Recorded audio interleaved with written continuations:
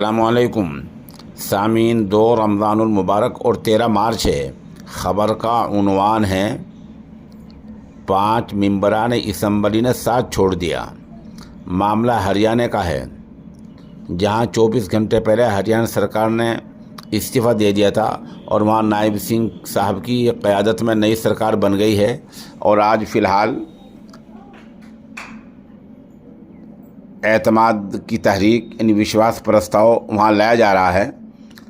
इस दौरान आपको बतला दें कि एक पार्टी है जेजेपी, इसके 5 मेंबरान असम्बली ने साथ छोड़ दिया है।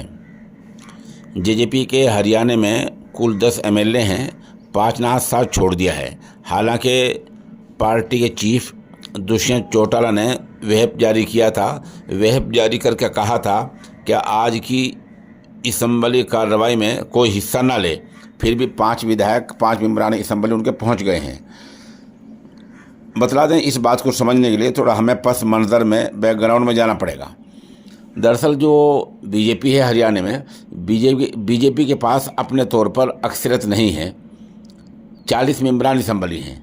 हरियाणा में अक्सरियत के लिए, बहुमत के लिए 40 और 6 मेंबरान असम्बली चाहिए, तो 5 मिल जाएंगे, 45 हो गए। एक आज़ाद है, 40 हो गए। इसलिए बीजेपी की सरकार चलती रहेगी। बता दें, बीजेपी और जेजेपी 4.5 साल तक इत्तेहाद में शरीक रहे हैं, इक़्तिदार में शरीक रहे हैं और दोनों की मिलकर हुकूमत रही है। जेजेपी के चीफ दुष्यंत चौटाला अभी चंद दिन पहले तक वज़ीर आला मनोहर लाल खट्टर, वज़ीर दाखिला अमित शाह, वज़ीर आज़म नरेंद्र मोदी, इन सब की पूरी तारीफ़ करते रहे हैं और पूरे हरियाणा में इनका प्रचार करते रहे हैं। अब गालिबन आज उनको अकल आ जाएगी, क्योंकि उनको एक साथ 3 चोट लगी हैं।